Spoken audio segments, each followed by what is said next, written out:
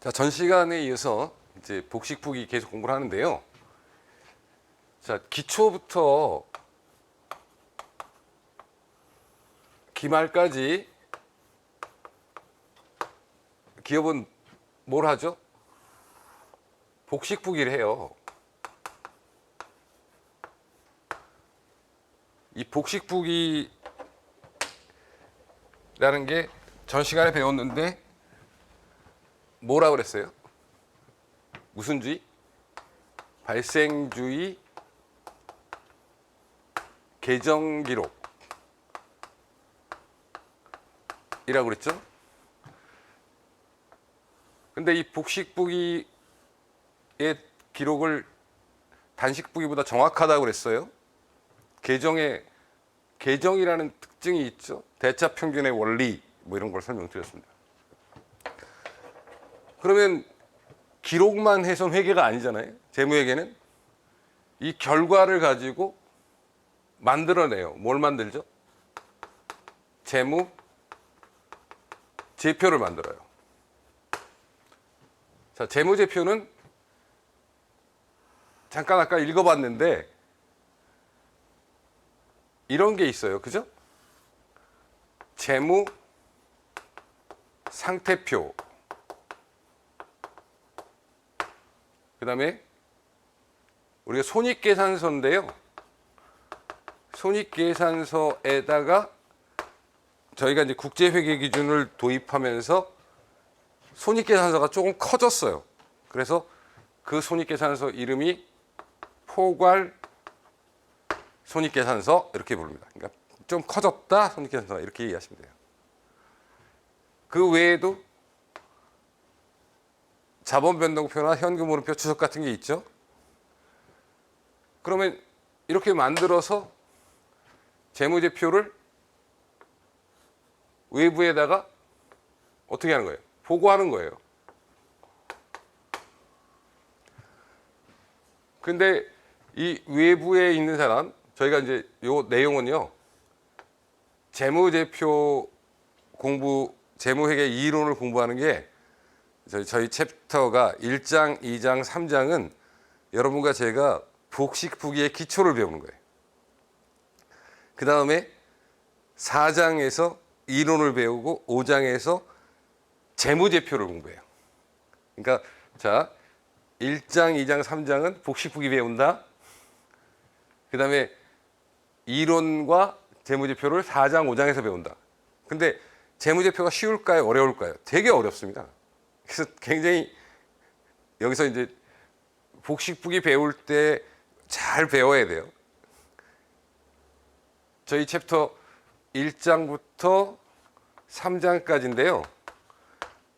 자, 공무원 회계학의 특징이 1장부터 3장까지는 자격 시험에서는 안 나와요. 거의. 근데 공무원 시험은 1장에서 3장에서 출제가 4문제 정도가 나와요. 그게 자격증 회계학 시험하고 다른 차이점입니다. 그래서 여기를 잘 하셔야 돼요. 그러니까 기본 점수를 따고 가야 되는 거죠. 그 다음에 재무제표 쪽에서도 자격증 시험에서 굉장히 많이 나오고 저희 시험에도 역시 많이 나오는 부분이에요. 그래서 구조가 그렇게 돼 있으니까 그때 자세한 설명을 드릴 거예요. 재무제표. 자, 가장 우리가 기본적으로 제가 이제 정리를 해드리면 여기 이제 외부 이해관계자죠. 그래서 자, 요게 바로 복식부기 재무제표 과정인데 여기서 정리하고 갈 게 있어요. 체크할 게. 자, 회계의 주체는 누구다?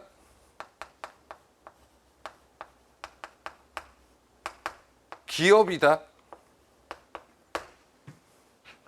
아까 뭐라 그랬어요? 회계 실체.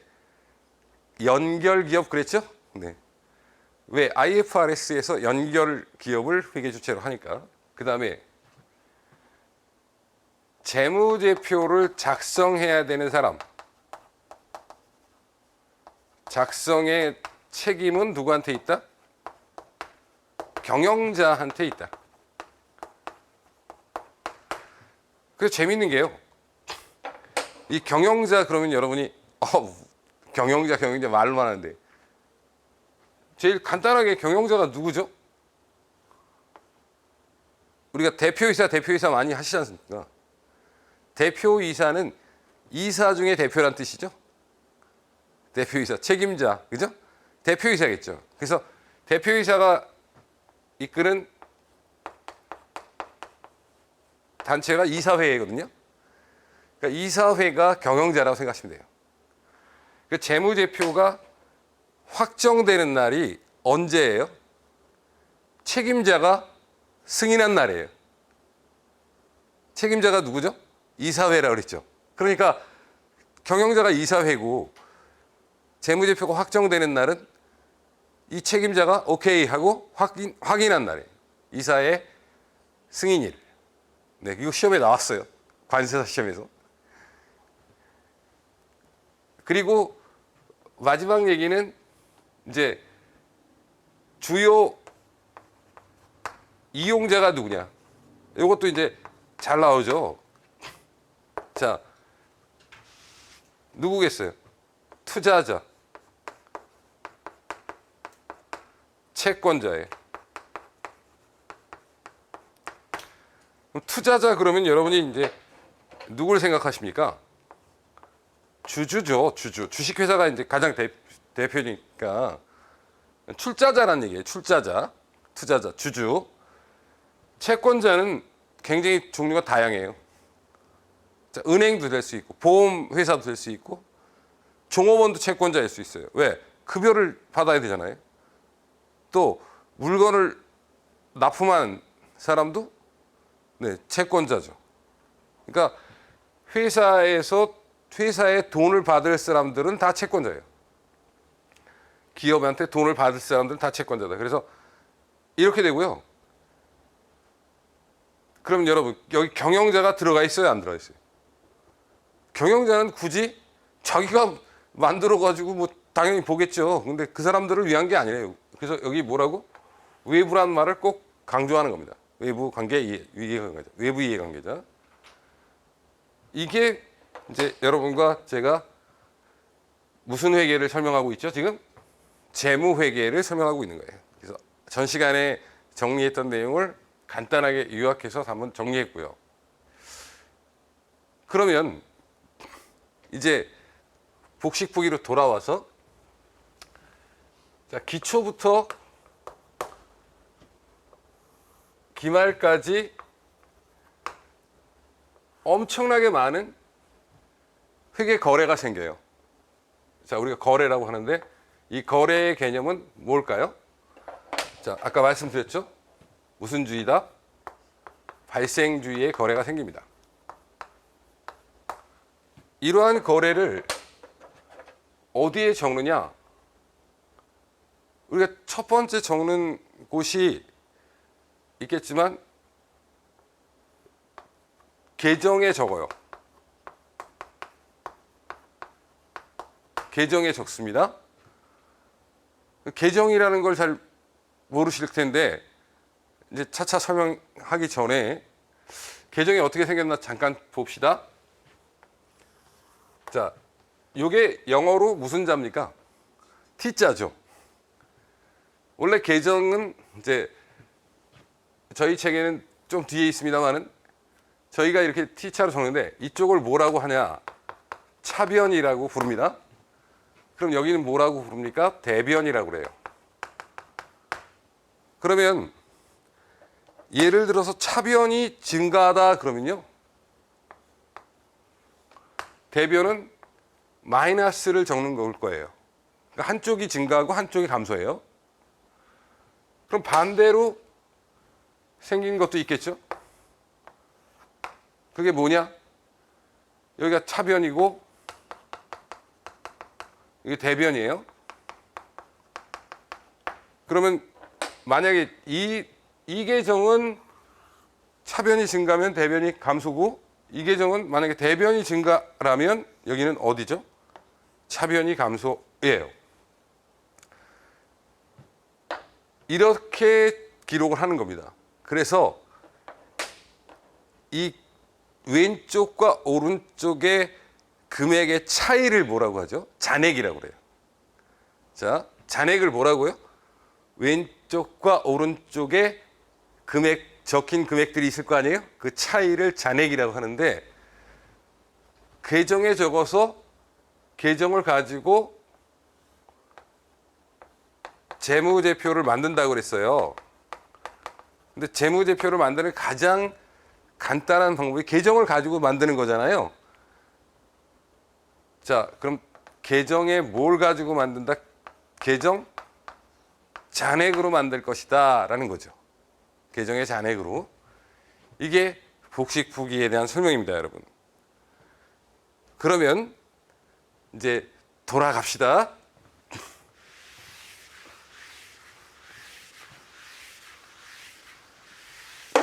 자, 책의 17페이지 맨 밑에 뭐라고 나오냐면 이런 말이 나와요. 기업의 무슨 상태? 재무 상태. 그럼 기업의 재무 상태는 그 기업의 재무 상태를 보여주는 보고서가 이름이 있겠죠. 자, 이름도 아주 쉬워요. 재무 상태표예요, 그게. 그래서 여러분과 첫 번째 공부는 복식부기 첫 번째 공부하면서 재무 상태표부터 공부합니다. 즉 재무 상태표라고 했지만 재무 상태예요. 그럼 이 재무 상태는 재무 상태를 보여주는 표다. 그러니까 재무 상태를 공부하는 건데 누구의? 기업의 재무 상태인데, 여러분 기업이 보고서를 만드는 주체다 그랬지 않습니까? 그럼 저 이윤호 재산이 있겠죠. 제가 빌린 돈도 있겠죠. 자, 여기서 출발합니다. 그러니까 한마디로 재무 상태를 표현할 때 재산 상태다 이렇게 생각하시면 돼요. 재산 상태. 재산 현황표입니다. 재산 현황표인데, 그럼 기업이 갖고 있는 그 총 재산이 있겠죠? 자, 총 재산.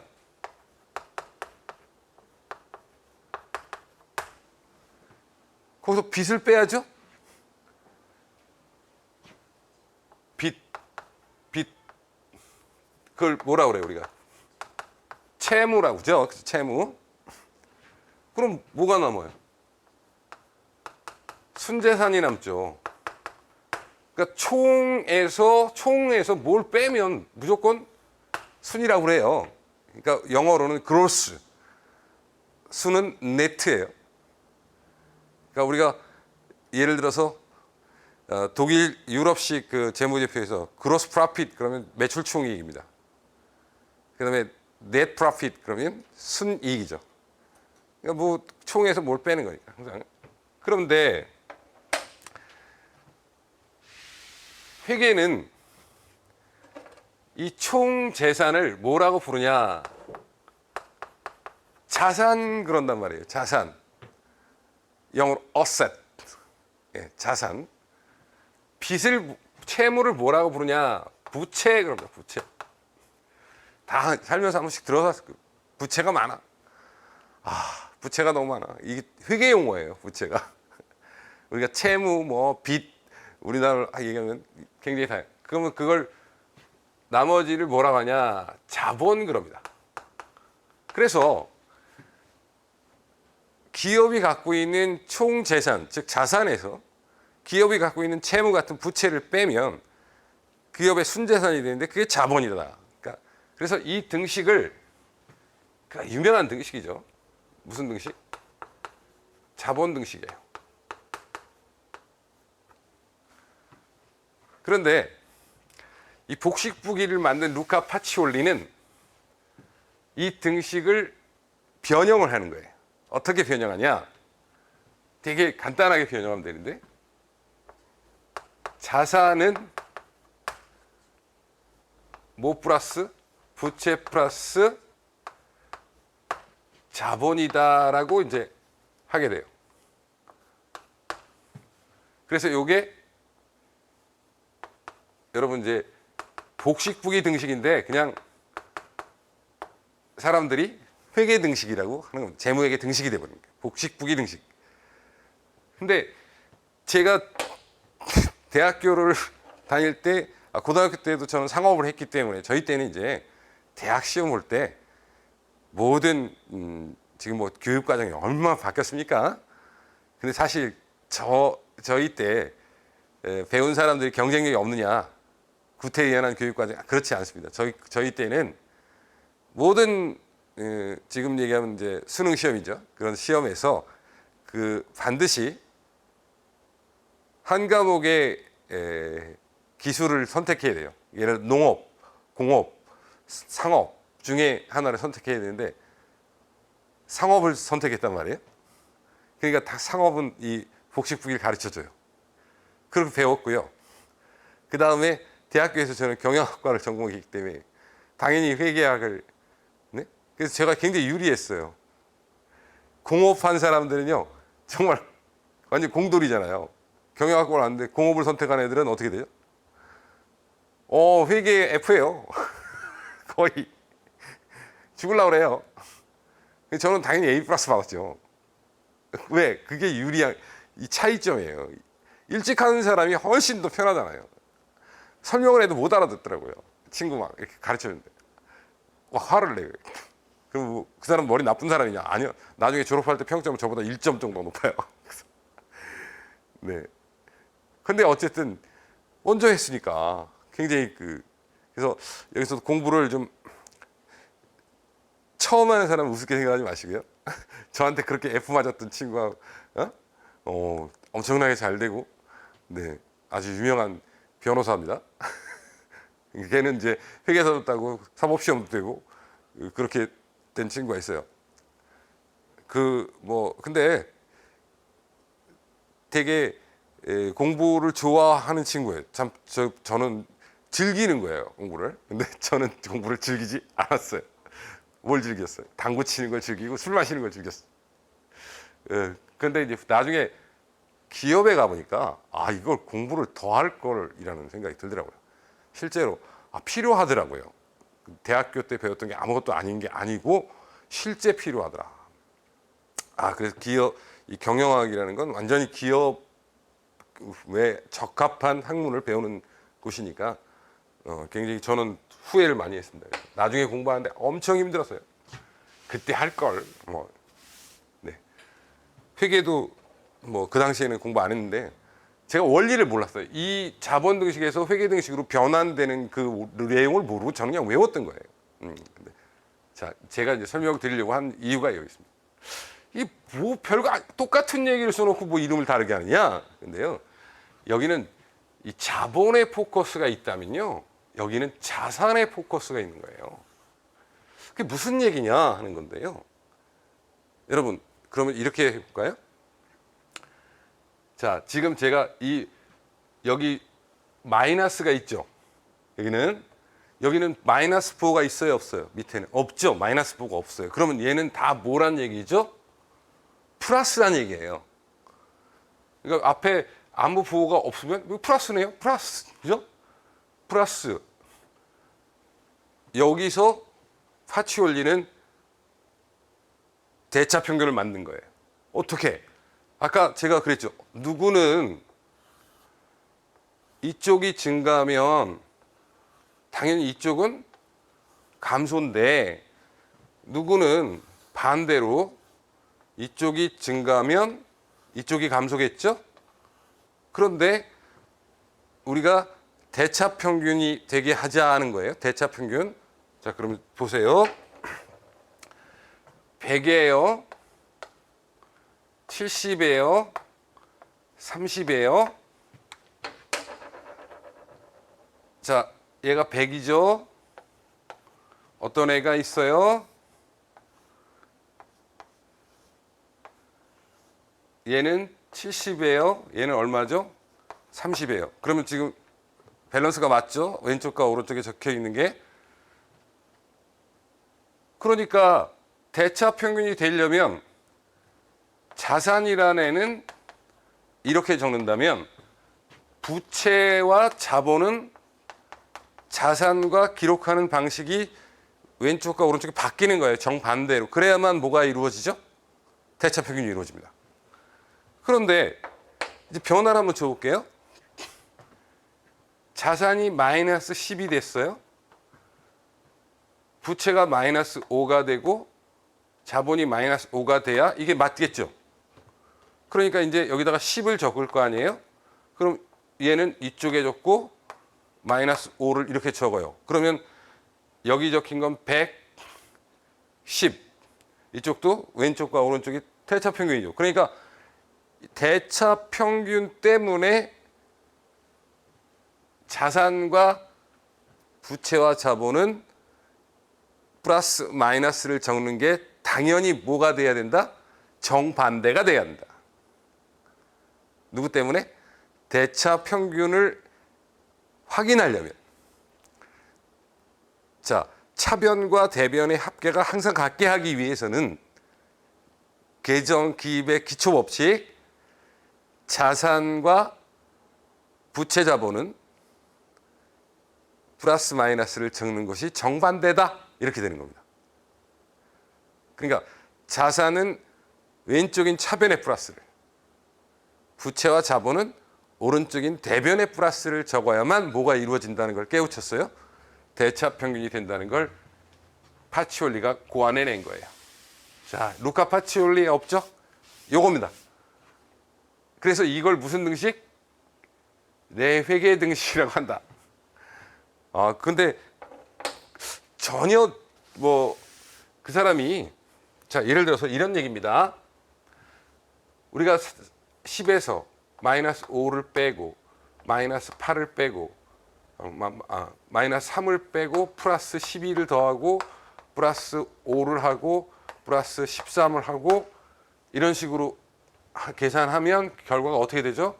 자, 볼까요? 네. 이거 17, 30이네요. 40, 그죠? 그럼 플러스만 계산했어요. 17에, 네, 30, 40, 40에 8을 빼니까 32 이렇게 계산하는 사람들이 대부분이에요. 근데 또 다른 계산법은 어떤 거죠? 회계학을 하는 분은 이런 식으로 계산하시면 됩니까? 안 됩니까? 안 돼요. 근데 지금 어떤 회계학을 자격시험은 뭘 쓴다고 그랬어요?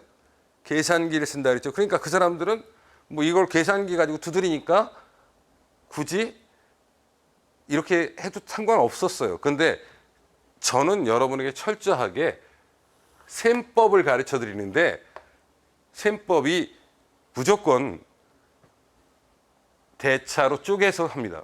예를 들어서 15, 3, 12, 5, 13 이렇게 적었나요 지금?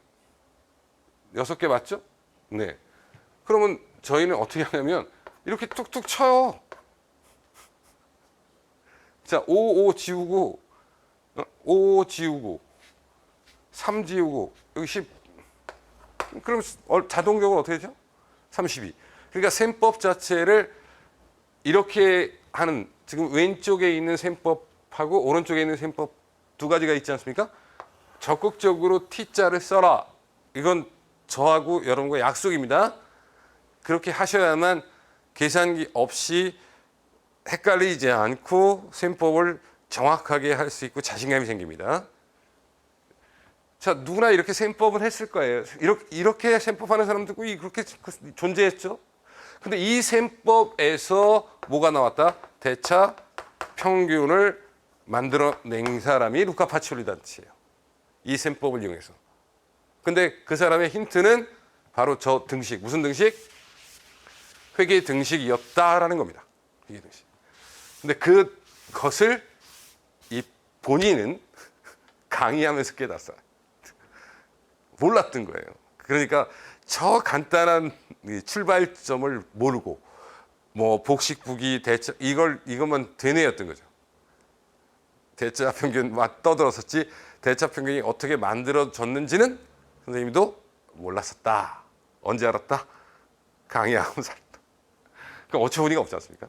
네, 그런 거죠. 자, 그래서 이게 회계 등식입니다. 자, 여기서 자본 등식, 회계 등식 왜 다른 관점인지 깨우치시고요. 근데 이제 조금 제가 설명을 드릴게. 자, 그럼 재무상태표는 재무상태표를 이렇게 만드는 재무상태표가 있어요. 재무상태표를 한번 만들어 보죠.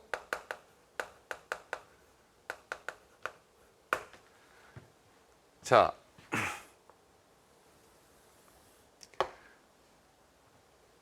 이 기업이죠. 무슨 뭐 예를 들어 상점이다. 서울상해다. 꼭 이게 적혀요. 이게 뭐라고 그랬죠? 회계의 주체, 기업. 그다음에 우리나라는 화폐 단위가 뭐예요? 화폐 단위를 원 이렇게 합니다. 그리고 재산 상태는 기말의 재산 상태잖아요. 그래서 예를 들면 2000 X 0년 12월 31일 현재. 그러면 이게 기말이에요. 기말. 그리고 여러분 당연히 여기다가 자산이라는 걸 쓰면 이쪽에 뭐 부채와 자본이라고 했어요. 그런데 지금 이 이름이 제가 대학 다닐 때는 재무상태표가 아니라요.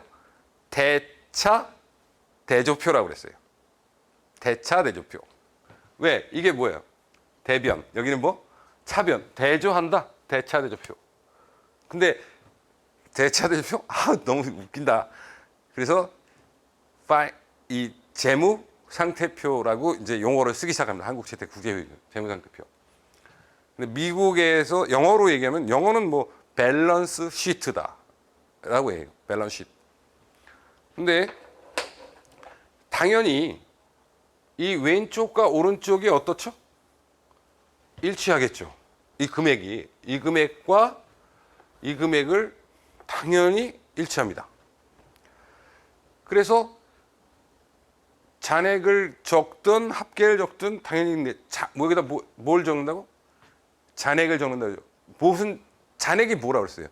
자, 우리는 자산은 왼쪽인 차변의 증가를, 부채와 자본은 오른쪽인 대변의 증가를 적는다. 그러면 항상 차이가 날 거 아니에요. 그들의 그 차이 나는 금액을 그대로 옮겨 적는 거예요. 그게 이제 해볼 텐데 저하고 바로 재무상태표다 하는 건데요. 자, 이걸 왜 미리 설명드리냐? 용어 설명 좀 하려고요. 아까 이게 무슨 재산이라고 했죠? 총재산, 그죠? 요건 무슨 재산? 순재산. 요건 뭐? 소극적 재산. 자, 무슨 귀신 씨나라 까먹는 소리냐 이거. 이건 안 해도 됩니다. 이 용어는. 자, 그런데 이제 문제가 되는 게 있어요. 얘를 뭐라고 부르냐면 총자본이라고 부른단 말이야. 응? 그럼 얘는 도대체 뭐냐? 얘 총자본이 아니라 얘는 무슨 자본이야? 자기 자본이란 말이야. 얘는 무슨 자본이지? 타인 자본이라 이게. 그러니까 회사가 이러한 재산을 갖는 과정에서 투자자의 자기 자본과 빚진 거, 빌려온 거, 외상 뭐 이런 걸로 가져온 게 타인 자본. 그러니까 이러한 재산은 이러한 두 가지의 자본, 타인 자본과 자기 자본으로 구성되어 있다. 그래서 얘를 뭐라고요? 총자본. 근데 이 총자본이 문제가 되는 거야. 그러니까 지금 칠판에 쓴 것처럼 총자본 그러면 무조건 우리가 자산이거든요. 근데 이게 왜? 얘는 무슨 자본이기 때문에? 자기 자본이기 때문에 그래서 고민이 생겨. 무슨 고민이 생기냐면 어떤 사람은 예를 들어 지금 내가 총자본이 100이다, 70이다, 30이다. 그러면 총자본이 100이에요 라고 하는데 바보가 얘가 100이라고? 이렇게 착각을 하는 거야. 그러니까 총자본이란 말이 혼동을 일으킬 수 있죠. 그렇지만 문맥에 따라서 총자본을 잘 파악해야 돼요.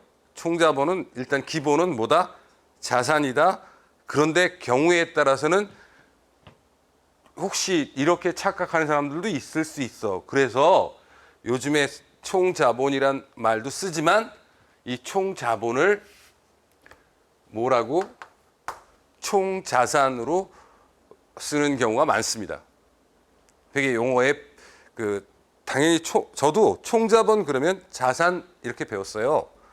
그런데 후세 약간의 총자본을 자본 총계라고 착각하는. 그러니까 원래 총자본이 뭐야라고 물어보면 자산이요 이렇게 쓰는데 어떤 사람이 총자본이 뭐야 그러니까 이거 자본 총계지. 그렇게 착각할 수도 있잖아요. 이걸 틀렸다고 얀마 또 억울해요. 뭐 자본 총계 아니에요? 이렇게 자꾸 하니까 에이 그래 그렇다면 이제부터 정한 건 아니에요. 법칙이 총자산이라고 쓰게 돼요. 아셨죠? 그리고 따라서 얘는 무슨 자산? 순자산이라는 용어를 쓰게 됩니다. 순자산. 그러니까 여기 총자산은 자산 총계를 말하는 거고 순자산은 자본을 말하는 것이다. 문제 이해가 되셨죠? 네, 이래서 그 책에 보면은 자산부채 자본의 용어들, 다른 용어들을 막 씁니다. 그런데 이제 교재 18페이지에 제가 하단 부분에 뭐 적극적 재산, 소극적 재산, 그 다음에 순재산, 순자산이라고 옆에 되어 있네요. 그죠? 자, 총자본, 타인자본, 자기자본, 총자본 옆에 뭐라고 되어 있어요? 총자산이라는 용어를 쓴다. 이렇게 가로쳐 놓은 거고요. 총지분, 채권자지분, 소유지분 뭐 이렇게 되어 있습니다. 그래서 얘를 총자본이라고 부르는 것이 당연하지만 혼동이 초래될 수 있어서 총자본 대신 총자산이라는 걸 쓴다. 얘는 자기자본인데 순자산이라고 한다. 요거 잘 이해하시고요.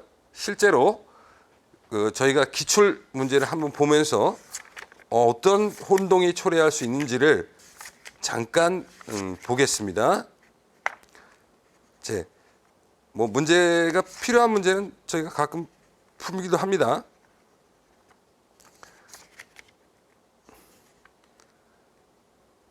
자, 38페이지를 잠깐 보시겠습니까? 38페이지 보시면은 11번 문제가 있어요. 여러분이 잘 모르시겠지만 지금 거기 현금, 사무용 가구, 뭐 자본금, 재고자산, 미지급금 뭐 이런 막 금액들이 나오죠. 이게 계정이거든요. 계정 과목인데 거기 보면 자 1번 보기에 재무상태표에 보고된 총 자산은 얼마다? 185만 원이다. 이렇게 돼 있죠. 그 다음에 부채는 얼마다? 80만 원이다. 그럼 자동적으로 얘는 얼마겠어요? 105만 원이죠. 그죠? 네. 그러니까 거기 자 우리가 대차평균의 기본 원리만 알아도 1번, 2번, 4번은 당연히 어떤 말이죠? 맞는 말이죠. 그런데 그 4번에 재무상태표에 보고된 뭐라고 그랬어요? 총자본은 105만 원이다 그랬죠. 그때 총자본은 뭘 얘기하는 거예요? 지금 이 문제는 얘를 뭐라고 하고 있어요? 총자본이라고 하고 있고 얘는 뭐라고 하고 있어요? 총자산이라고 하고 있죠. 그러니까 총자본이라는 용어를 출제 교수님이 이쪽으로 쓰는 게 맞는데 이렇게 썼네요. 그러니까 1번에 뭐라고 했어요? 1번에 총 자산은 얼마다라고 그랬죠. 그럼 총 자본은 하는 용어는 적합한 용어일까요? 그렇지 않아요. 이건 우리 출제하신 교수님께서 약간 실수하신 거예요. 뭐라고 하셨으면 더 좋았을까요? 자본 총계는 얼마다 이렇게. 근데 지금 보다시피 총부채, 여기 총자산, 여기 총부채, 여기는 그냥 자기도 모르게 총자본 그래버린 거예요. 이런 문제가 나오기 때문에 제가 용어 설명을 드린 겁니다. 네. 그 문제는 이제 나중에 여러분이 알게 되면 쉽게 풀 수 있으니까 용어 때문에 이런 총자산, 총부채, 총자본 할 때 그런 일이 생길 수 있구나. 그렇죠? 봤죠? 네. 그래서 그거 확인시켜 드리려 제가 38페이지 11번 문제를 풀어 드린 거고요. 이제 다시 교재 18페이지로 돌아와요. 근데 아까 이제 제가 설명드렸는데 우리가 지금 예를 들면 이게 100만 원이다 그랬어요? 부채가 40만 원이다 그랬어요? 그러면 자본은 60만 원이다 이렇게 당연히 될 거예요. 근데 이것보다는 이것도 상당히 왜 나름대로 유용한 정보잖아요. 그런데 이 내용이 뭐야? 100만 원이 도대체 그래 자산이 100만 원이라는 총 자산이 100만 원인 걸 알겠는데 그러니까 내용을 알려면 어떻게 해야 돼요? 네? 쪼개야죠. 그래서 예를 들면 제가 이런 거예요. 총 자산을 이렇게 놓고 100만 원 이렇게 되어 있을 때는 총 자산 하나밖에 모르잖아요. 그런데 이거를 분할을 시키는 거예요. 나눠. 네? 그러면 여러분 따로 알고 싶으면 어떻게 하면 된다? 이렇게 묶어서 적지 말고 따로따로 적으면 돼요. 그죠? 그래서 이제 그걸 따로따로 적을 때 사람들이 알고 싶으면 100만 원을 성격이 유사한 것끼리 해서 예를 들면 현금, 상품, 뭐 대여금 이런 식으로 쪼개자. 그다음에 뭐 건물도 있다. 그럼 건물. 그래서 이 한 곳에다 적었던 것을 계정을 어떻게 하면 돼요? 분할하면 되는 거예요. 분할. 쪼개면 되는 겁니다. 쪼개면. 쪼개는데 이제 보니까 거기 예를 들면 우리 20페이지로 잠깐만 넘어가 볼까요? 20페이지에 보면은 개인 맨 밑에 핵심 예제라고 하나 나오죠. 이 개인 기업인 서울상해의 X1년 12월 31일 현재 자산부채 뭐의 현황이 다음과 같다 이렇게 했어요. 근데 자산이 현금이 얼마? 15만 원. 그다음에 상품이 40만 원. 대여금이 20만 원. 건물이 25만 원. 그러니까 이 지금 왼쪽에 이렇게 딱 적을 때는 100만 원밖에 몰랐는데 그걸 좀 이렇게 쪼갰더니 어떻게 되더라? 따로따로 알 수 있더라. 그래서 이제 100만 원이라고 적지 않고 어떻게 적을 수가 있죠? 여기다가 현금이 얼마, 또 상품이 얼마, 대여금이 얼마, 건물이 얼마. 예를 들어서 15만 원, 40만 원, 20만 원, 25만 원. 그래서 자산 총계가 얼마다? 100만 원이다. 이렇게 적을 수가 있는 겁니다. 그러니까 전 모든 자산을 하나의 T에다 적는 게 아니라 자산을 구분해서 적는다. 그러면 자산에 속하는 그 자산의 항목들을 자산 계정 과목이라고 하는 거예요. 아셨죠? 자산의 계정 과목. 계정 과목은 적을까요? 많을까요? 많겠죠. 근데 너무 자세해도 안 돼요. 그렇다고 너무 서로 다른 걸 합쳐놔도 안 돼요. 그래서 이 계정 과목을 누가 만들었을까요? 오랜 세월 동안 만들어져 온 거예요. 복식부기가 몇 년도에 시작했죠? 1494년이니까 500년, 600년. 600년의 세월 동안 사람들이 타협을 보고 서로 공통적인 용어를 찾고 해서 만들어낸 거기 때문에 여러분 약간의 지금도 변하고 있어요. 계정 과목이 조금씩 뭐 이렇게 다르게 더 합리적인 방법으로 찾아가는 거죠. 네. 그래서 지금 현재 우리가 이제 쓰는 계정 과목에 대해서 공부를 또 다시 해야 됩니다. 이제 우리가 장부에서 쓰는 계정, 그 다음에 또 재무제표에서 쓰는 계정이 같지만 다를 수도 있거든요. 네, 그 얘기는 이제 계정 과목 가서 제가 계정 과목은 많다, 적다, 많다. 그렇다고 너무 지저분하게 많으면 안 된다. 이 정도만 지금 알고 가십시다. 그래서 계정 과목 공부를 그럼 해야 되나 안 해야 되나? 당연히 해야 됩니다. 계정 과목 공부. 왜? 그게 약속이거든요. 얘는 뭐라고 부르자. 그 계정 과목 공부를 지금 할 거예요. 그러니까 이제 자산만 그런 게 아니라 부채도요. 부채도 보면 여기 외상, 매입금,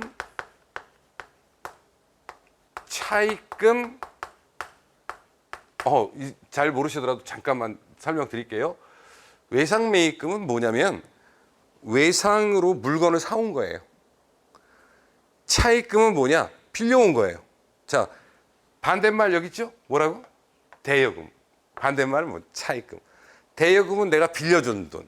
빌려준 돈은 내가 받아야 되니까 받을 권리가 있죠. 자산. 차입금은 내가 빌려온 돈이에요. 빌려온 돈은 어떻게 갚아야 되죠? 그러니까 빚이에요. 빚 지고 있는 거죠. 그래서 부채입니다. 외상매입금이 10만 원이 있고 차입금이 30만 원이 있다. 부채가 40인데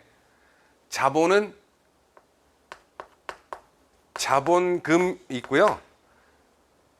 나중에 많이 생겨요. 나중에 나중에 막 여러 개 자본금만 막 있는데 지금은 여러분 자본금 일단 하나만 생각합시다. 자본금이 60이다. 이렇게 참 재밌습니다. 이게. 그래서 여기도 부채와 자본의 총계가 얼마로? 100만 원. 이렇게 해서 지금 저하고 웃고 즐기면서 미션 하나 끝냈죠. 그 20페이지의 핵심 예제 1번 하나 지금 완성했습니다. 2번은 이제 저하고 또 공부를 해야 되는 거고요. 그러니까 이게 무슨 표? 재무상태표인데 재무상태표는 자산하고 부채하고 자본이 일목요연하게 보여지는 표인데 자산 총 전체만 보여주는 게 아니라 자산의 항목을 구분해서 이렇게 적게 된다. 그럼 자산의 항목을 구분하려면 애초에 자산을 총으로 적는 게 아니라 항목별로 계정이 존재하겠구나. 설명드렸잖아요. 부채도 마찬가지 개념이겠구나. 항목별로 자산 부채를 구분한다. 이렇게 자본은 일단 자본금으로 하시고요. 그러다면 이제 저희가 당연히 뭘 잘 알아야 돼요. 계정을 잘 알아야죠. 계정. 응? 그래서 계정 공부를 합니다. 이게 이제 여기서부터 이제 짜증이 나시는 분이 있을 수도 있는데, 자 먼저 우리가 그 계정 공부를 할 때요 너무 쉽게 알 수 있는 게 있어요. 예를 들어서 20페이지로 잠깐 가보세요. 20페이지 가시면 맨 위에 예제가 하나 나와요. 다음에 각 항목에 대하여 자산, 부채, 자본인지 확인해라. 찾아라 이거예요. 얘가 예를 들어 뭐 현금 이렇게 있죠. 그럼 얘가 뭘까요? 자산이에요. 그죠? 건물, 자산이죠. 토지, 자산이에요. 그 다음에 10번에 자본금, 자본이에요.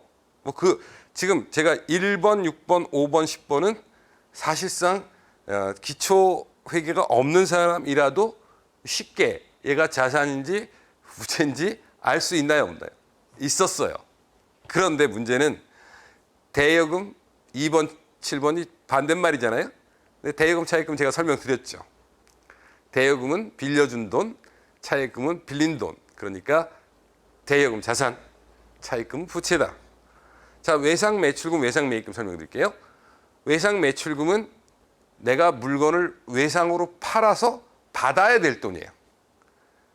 외상 매입금은 내가 외상으로 매입, 물건을 사와서 갚아야 될 돈이거든요. 그 외상 매출금은 당연히 자산이고 외상 매입금은 당연히 부채입니다. 받을 어음 금액을 받을 권리가 있으니까 자산이고요. 그 다음에 지급 어음 그러면 부채예요. 그래서 이렇게 쉬운 것도 있는데요. 자, 보십시오.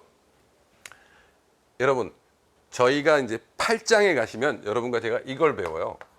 수치, 채권과 지급, 채무. 그러니까 뭐 8장을 벌써 해. 근데 아니, 꼭 알아야 돼요. 그렇죠? 아니, 8장의 내용을 공부하는 게 아니라 8장의 공부가 수치, 채권이거든요. 그럼 지급, 채무거든요. 그럼 우리가 이 수치, 채권은 당연히 뭐에 속하겠어요? 자산이죠. 또 이건 부채죠. 그리고 또 우리 또 회계학하면서 또 짜증 내시는 분들이 있습니다. 아니, 채권이 도대체 뭔 얘기예요? 채권은 상황에 따라서 여러 가지 개념으로 부르는 거예요. 채권은 잘 보세요. 자, 수치 채권을 말할 때도 있어요. 또 채권은 금융 자산일 경우도 있고요. 채권이 금융 부채일 경우도 있어요. 그죠? 그러니까 경우에 따라서 이 채권을 얘기할 때 수치 채권이 있고 주식의 주식과 유사한 유가증권일 수도 있다 이거예요. 뭐 수치 채권을 얘기할 때도 있고 채권을 어떤 경우 유가증권으로 볼 때도 있다 이거죠. 그러니까 그때는 수치채권인지 유가증권인지 문맥상에서 파악하시면 되는 겁니다. 자, 주식과 채권 그랬을 때는 걔가 뭘까요? 유가증권이 채권을 얘기하는 거고요. 채권과 채무 그럴 때는요. 수치채권을 얘기하는 거죠. 그거 화내실 거 아니죠? 네, 알면 이렇게 편한데 네, 헷갈려요라는 질문을 제가 받은 적이 있습니다. 이제 저도 뭐 제가 어차피 강의를 대방고시학원에서 하는데 최선을 다해서 할 건데 조금 뭐 너무 많은 사람 싫고요. 그래도 내가 가르친 사람이 좀 적당히 뭐 이 강의실 정도 꽉 차지 않고 한 반 정도만 차도 아주 보람되게 할 수 있어요. 돈벌이가 목적이 아니니까. 야, 진짜 잘 붙이자 이거든요. 무조건. 그러니까 척하면 알아들어야 돼요. 제가 주식과 채권을 얘기하는지 채권과 채무를 얘기하는지 그거 짜증내지 마시고 질문하시는 분들이 전에는 너무 많으니까 진짜 거짓말 않고 전에는 진짜 이 하루에 질문과 답변 시간에 제가 드린 시간만 1시간 반, 2시간 이렇게 타이핑 굉장히 빨라지더라고요. 막 하는데도 그렇게 한 30개 답변하면요 1시간 가요. 근데 거기서 채권이 어떤 때는 이렇게 물어보면 정말 맥이 푹 빠집니다. 제가. 이 큰일이가. 이 친구를 어떻게 붙이지?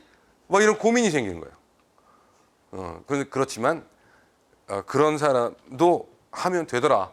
이런 게 참 느껴졌는데 이 회계학의 출발점이 다 똑같지가 않아요, 여러분. 처음 강의실에 있다고 그 사람과 이 사람이 같은 사람이 아니에요. 네, 진짜 초고수도 이 기본 이론을 듣고 있어요. 그리고 정말 백지장처럼 아무것도 모르는 사람도 기본 이론을 들어요. 그럼 두 사람 간에 이 사람은 어떤 사람은 저보고 외국어 하는 것 같대요. 제가 강의하는 게 왜? 하나도 못 알아듣게. 어떤 사람은 이러고 있어요. 아무 말 표정도 없고. 알아듣고 있다는 얘기거든요. 그때 참 어디에 눈높이를 두고 강의를 해야 될지 굉장히 고심하는데 저는 이제 낮춘다고 낮추는데 혹시 저한테 서운하셔도 한 번만 더 들어보세요. 그러면 제 말이 무슨 뜻인지 잘 이해가 되실 겁니다. 분명히. 자, 수취채권 자산이에요. 지급채무는 채무니까 부채겠죠? 근데 여기에 자, 방금 전에 얘기했던 매출 채권 언제 얘기했어? 매출 채권 처음 얘기하면서 그게 이런 뜻이에요. 이 매출 채권은 뭐와 뭐의 외상 매출금 방금 배우셨죠? 그다음에 받으러온 배우셨죠? 이런 거를 합해서 부르는 용어예요. 매출 채권. 그러면 이제 매출로 생긴 채권 이해하시면 되죠, 그렇게. 그러면 반대말이 매입 채무란 말이에요. 그럼 매입 채무는 뭐냐 그러는데 여기 외상 매출금의 매입으로 생긴 채무잖아요. 그래서 외상 매입금과 지급 어음을 방금 전에 배우셨죠? 그러니까 매출로 생긴 채권, 매입으로 생긴 채무. 어떤 것들이 있냐? 구체적으로 얘기하면 이렇더라 하는 얘기예요. 그런데 저는 이런 말을 외상 매출금 받으럼 지급 자, 회계학은 매출 채권, 매입 채무를 씁니다. 그런데 옛날에 쓰던 용어들이 옛날에는 구분을 했다는 거예요. 근데 지금은 구분의 실익이 있다 없다? 없다. 그래서 외상 매출금 받으러옴을 통합해서 뭐라고 써라? 매출채권. 외상 매입금 지급어음을 통합해서 뭐라고 해라? 매입 채무. 이렇게 한 겁니다. 그래서 제가 사실상 20페이지 교재를 바꾸려다가 또 새로운 거 집어넣어야 되잖아요. 그래서 그냥 놔두면서 여기 설명하고 갑니다. 그런데 매출 채권 매입 채무 알겠어요 이제. 근데 미수금 이렇게 나온단 말이야. 그리고 여기는 지급금이라는 게 나오는데 이게 이 장사하시는 분들이 가장 많이 착각하는 용어예요. 근데 그들은 매출 채권을 미수금이라고 부릅니다. 그러면 회계는 그럼 장사치예요. 장사치는 매출 채권 미수금 많아 이렇게 그 사람은 얘기하는 미수금은 매출 채권을 말하는 거예요. 회계 용어가 잘못 전파된 케이스입니다. 어떤 장사하는 사장님께서 매출 채권을 뭐라고 많이 쓰신다? 미수금이란 잘못된 용어로 쓰신다. 그럼 사장님, 그럼 제가 가서 이렇게 말해야 되나요? 매출 채권인데 미수금이라고 쓰지 마세요. 그러면 그 사장님 화낼까 안 낼까? 화내겠죠, 저한테 당연히. 네가 뭔데 그래? 네가 왜 거기서 나와? 막 그럴 거 아니에요, 저보고. 그래서 말 안 해요. 왜? 그 사람은 너무나 오랫동안 매출 채권을 미수금이라고 써갖고 그게 너무 익숙하거든요. 근데 정확한 용어는 뭐라고요? 매출 채권이에요. 그럼 왜 회계는 미수금이 없느냐? 있어요. 그럼 매출 채권과 미수금은 뭐가 다른가 하는 거죠. 여러분, 자 여기 제가 써드릴게요. 여기 뭐라고 쓰죠? 제가 일반적인 상거래라고 써드립니다. 여기는 그럼 뭐 기타 구입과 처분. 네, 이렇게 써드립니다. 그러면 일반적인 상거래는 뭘까? 매입과 뭐예요? 매출입니다. 점입 가격이네요. 점점. 그게 아니고요. 제가 예를 들어 제과점을 해요. 그러면 제가 제과점을 하는데 제가 뭐 파는 거죠? 빵이나 사탕이나 이런 걸 파는 거예요. 자, 그럼 빵이나 사탕을 내가 만들면 좋겠는데 난 재주가 없어. 사와. 업체로부터 팔 물건을 사오는 게 뭐야? 매입. 그럼 팔려고 사온 걸 파는 걸 뭐라 그래? 그럼 내가 지금 제과점인데 나는 일반적인 상거래가 뭐야? 빵이나 빵 같은 걸 사서 파는 게 상거래야. 그죠? 그럼 그런 자기의 목적, 그 주요 물품을 가지고 사고 팔 때 생기는 채권 채무가 매출 채권과 매입 채무, 그걸 일반적인 상거래라고 회계에서 합니다. 그런데 손님이 이제 빵을 사려면 집게도 필요하지 않습니까? 쟁반도 좀 있어야 되겠죠. 이 집게나 쟁반은 내가 팔려고 사온 게 아니죠. 쓰려고. 자, 팔지 않고 쓰려고 사오는 구입이라고 그래요. 또 구입과 매입을 또 일반적인 사람은 또 많이 착각하는데 저도 가끔 혼동해서 써요. 오해는 하지 마시고요. 근데 구분하려고 하죠. 그 빵은 처분했다고 그래요? 아니죠. 팔았다고 하죠. 이건 이제 목적이 팔려고 처분하려고 사온 게 아닌데 나중에 이제 쓸모를 다하면 처분하잖아요. 자, 그러니까 매출로 생긴 건 매출 채권. 에이, 다 이제 팔아야겠다. 그래서 이제 그걸 팔아버려서 생긴 건 미수금. 그렇게 다른 거예요. 그러니까 이제 적어도 야, 오늘 하루 이 수업을 들어도 용어에 대해서는 좀 제대로 알고 네, 좀 지도 좀 하시고 그렇다고 싸우지 마세요, 사장님하고. 네, 미수금이라고 하든 말든 뭐 내비둬요, 그 사람. 그러니까 이제 여러분만 알면 되는 거예요. 회계학에서는 미수금과 매출채권을 구분한다. 따라서 매입채무와 미지급금도 같은 맥락이다. 이제 아셨죠? 그리고 이제 또 상거래가 또 있어요. 뭐냐? 자, 그게 여기는 선급금, 선수금 그래요. 그런데 되게 웃긴 게 이것도 일반적인 상거래래. 그런데 여기도 기타 거래가 있겠어요, 없겠어요? 있겠죠. 자, 근데 재밌어요. 여기도 그럼 용어를 다르게 부르냐? 아니요, 이건 똑같아요. 네, 이게 참 문제네요.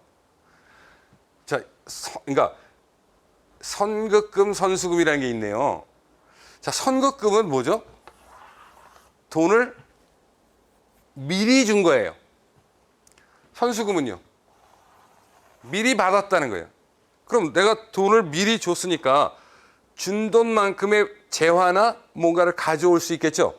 그러니까 걔는 권리가 있어서 선급금, 프리페이드, 자산입니다. 이건 미리 받았죠. 돈은 받았어요. 그러니까 자산이 생겼는데 부채가 생길 거 아니에요. 그러니까 왜? 그만큼 뭔가를 해줘야 되니까. 선수금, 부채예요. 근데 그래서 여기다가 기타라고 써요. 이렇게. 원래는 기타 선급금, 기타 선수금. 그냥 아무 말 없는 선급금, 선수금이 있어요. 근데 책에 이건 안 나와요. 그죠? 그러니까 왜 안 나오냐면 기타라고 거기 써야 되잖아요. 그러니까 굳이 구분할 필요가 없어서 그냥 선급금, 선수금 나오면 여러분은 그냥 자동적으로 뭐라고? 일반적인 상거래. 그러면 얘는 일반적인 상거래가 뭐라고 그랬죠? 매입과 매출이라고 그랬죠? 그러니까 얘가 뭐하고 관련 있겠어요? 매입과 관련 있는 거예요. 매입. 당연한 거예요. 왜? 살려고 돈을 미리 줬거든요. 얘는 매출과 관련 있는 거예요. 네. 그렇네요. 그리고 여러분 여기 뭐가 있어요? 방금 우리 배운 거 대여금 뭐 차입금 있죠? 네. 그런데 원래 이 재밌는 건데요. 참 이게 그냥 생기지 않아요. 모든 그 이유가 있어요, 모든 게. 그래서 선생님이 지금 하고 있는 거는 여러분 19페이지로 잠깐 가보세요. 페이지 제가 안 가르쳐드렸어요. 자, 19페이지 보니까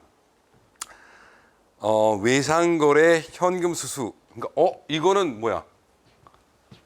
이거는 뭐지? 외상 때문에 생긴 거야. 이거는 현금을 주고받아서 생긴 현금 수수로 생긴 수취채권 지급 채무야. 아, 그렇구나. 근데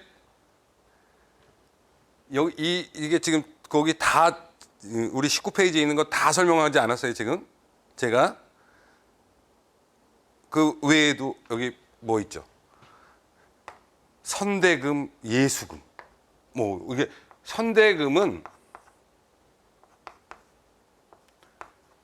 원래 선대금은 종업원의 단기 대여금이야.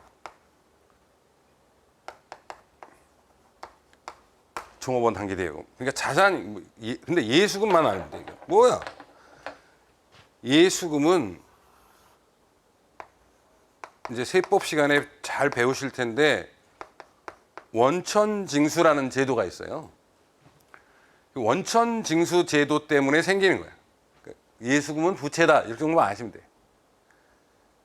그리고 가지급금, 가수금은 임시 항목이야. 그러니까 별로 중요하지 않은 거예요. 그냥 그 8장 가서 배우면 돼. 그래서 이제 요건 이제 정리해버리고 뭐 대여금 차익금이 어려운 것도 아니고 그런데 여기에 이런 게 따라붙는 거야. 미수, 수익, 이건 미지급, 비용, 여기는 뭐가 붙어? 선급, 비용, 여기는 선수, 수익. 그러니까 이게 상당히 자 미수금, 미수수익 어떻게 다르지? 그것만 알면 되는 거야. 미지급금과 미지급 비용. 자 비용이 뭔지 아직 설명 안 했는데 수익이 뭔지. 자 그럼 잘 어떤 사람은 나중에 와서 야 미수수익이 뭐지? 그러니까 수익이잖아요. 이렇게 뭐라고 했다고? 미수수익이 뭐지? 그러니까 수익이요. 선수수익은 수익이요. 좌절. 어떻게 해야 해 그냥. 어떡하지? 쟤를 어떻게 합격시키지? 고민됩니다. 그럼 어떻게 하겠어요? 모르는데 미수수익이 헷갈린데 미수수익이 수익인 것 같대. 미수수익은 지금 오늘 알면 되는 거예요. 자, 미수수익은 뭐죠? 미수가 중요한 거예요. 수익이 중요한 거야. 그죠? 미수가 중요한 거죠. 미수가. 미수 돈을 못 받았잖아. 그러니까 받을 거잖아. 받을 거. 받을 거 수익 받을 거. 자, 봐요. 미수는 받을 거라는 뜻이에요. 수익을 받을 거. 아직 못 받은 수익? 그러니까 뭐다? 당연히 자산이죠. 선수 수익. 수익을 미리 받았어. 그럼 나는 그만큼 일을 해줘야 돼, 안 해줘야 돼? 자. 그러니까 돈을 미리 받았으니까 부채야. 선수. 선급 비용. 비용을 미리 냈네. 그러면 난 그만큼 뭔가를 이용할 수 있지? 자산. 미지급 비용 이용하고 외상으로 이용했어. 자, 외상값이야? 외상값. 외상값 받을, 자, 외상값 받을 거고 외상값 받을 거야. 줄 거야, 이거. 그래서 자, 미수, 이 자산, 외상값 받을 거. 미지급, 외상값 갚을 거. 근데 어떤 놈은 금이고 어떤 놈은 수익이냐 이거야. 또 그게 여기도 선급금은 뭐고 선급비용 같은 거 아니야. 아, 요게 또 다른데요. 이렇게 생각하셨죠. 어렵게 생각하지 말고. 자, 물건값을 금이라고 한다. 뭐라고? 물건 대금은 물건 금이라고 한다. 100% 맞지 않습니다, 이게. 그런데 그렇게 이해하는 게 여러분의 정신 건강에 좋습니다. 자, 물건값이 뭐다? 금이다. 그러면 뭐 서비스 값은 뭐라고 한다? 비용, 수익이라고 한다. 이렇게 얘기하면 제가 나쁜 놈이 돼요. 자, 그렇게 말할 수가 없어요. 자, 물건값은 금이다. 여기까지 좋았는데 이 미수 수익 선급 비용, 자, 우리가 서서히 한 번에 물건은 어때요? 한 번에 주고받잖아요. 그런데 이 수익 비용이라고 하는 애는 한 번에 막 확 주고 이런 게 아니고, 예를 들어서 제가 1년간 청소를 해주기로 하고 돈 120만 원을 1200만 원을 받았다. 그러면 이게 어떤 경우에 따라서는 미리 받았잖아요. 뭐라고 해야 돼요? 얘일까요? 얘일까요? 이게 무지하게 헷갈리는 거예요. 자, 1년간 빌딩 청소를 해주게 하고 돈을 미리 1200만 원을 받았다? 그럼 한 달에 얼마야? 100만 원이지? 그럼 어떤 기업은 그걸 선수금이라고 해도 돼요.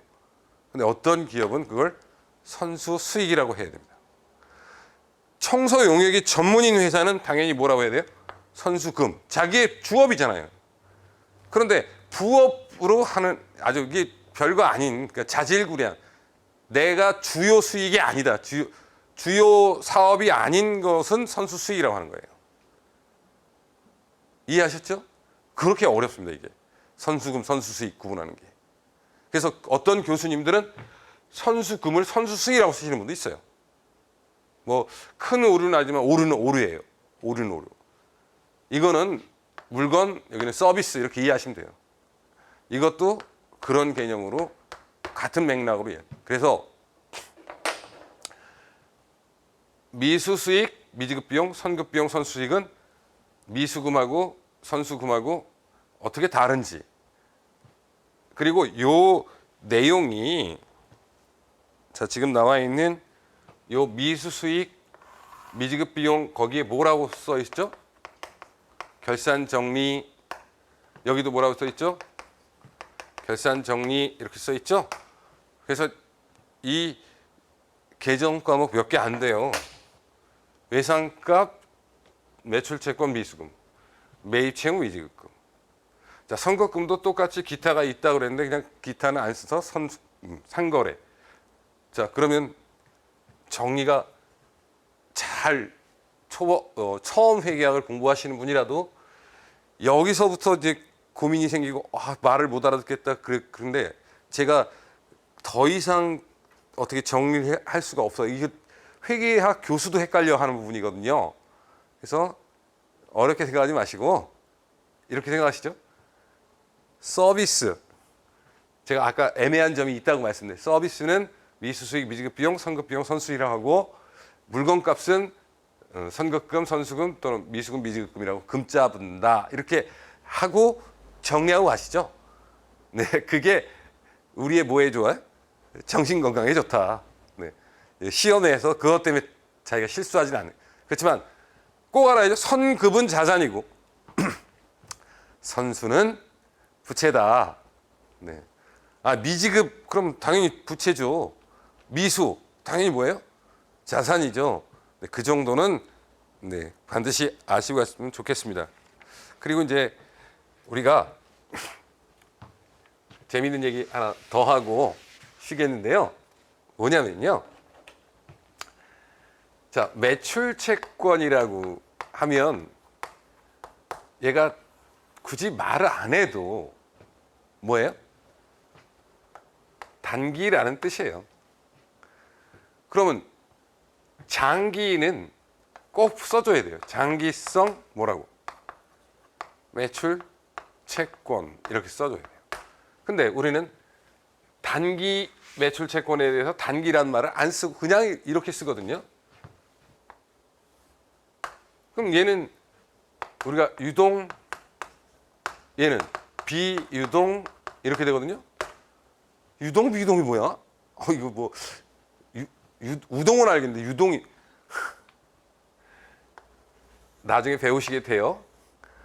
유동은 짧은 걸 얘기하고 비유동은 긴 걸 얘기하는 거예요. 장기란 얘기죠. 그러니까 단기냐 장기냐를 매출 채권은 단기는 그냥 매출 채권이라고 쓰고 근데 얘는 반드시 단기 대여금과 장기 대여금 이렇게 구분해 쓴단 말이에요. 그럼 얘는 안 썼는데 대여금은요. 이 둘 중에 자 그러니까 우리가 매출 채권은 얘가 거의 95%가 이렇게 있고 요건 한 5% 될 거예요. 그죠? 그러니까 그냥 아무 말 안 하면 매출 채권 그러면 당연히 뭐라고? 짧은 거 아는 건데 얘는요. 이게 뭐 한 70% 얘가 뭐 30% 아니 거의 50% 이런 비중을 가지고 있기 때문에 대여금이라고 하면 앞에 단기인지 장기인지를 구분해 주는 거예요. 그것도 일리가 있는 거예요. 그리고 용어들이 그렇게 다 이유가 있어서 만들어지지 아무런 생각 없이 만들어져 온 건 아니다. 그래서 제가 회계를 진화라고 합니다. 진화. 이렇게 서서히 하나씩 바뀌어가는 겁니다. 그래서 여러분과 좀 처음 힘들지만 이렇게 좀 구분을 해봤고요. 이제 20페이지 가시면은 자산의 분류하고 나오는데 거기에 뭐 여러 가지 자산들이 나오죠. 네, 한번 요거는 참고로 하시는데 자본 쪽은 지금 1장에서는 자본금 있죠. 그다음에 5번에 이익잉여금 뭐 이렇게 여러 가지가 있는데요. 네. 그 두 가지 기타 포괄손익 누계 5가지가 있어요. 자본 핵심 참고에 보면 자본의 분류를 설명하는데 이게 우리가 안 할 수가 없거든요. 자본의 분류를요. 그래서 오늘 하겠습니다. 잠시 이제 저희가 계정에 대해서 공부를 했으니까 이제 다음 시간에는 요걸 활용해서 책의 문제를 하나 풀고 그걸 접근해 가보죠. 자, 잠시 쉬겠습니다.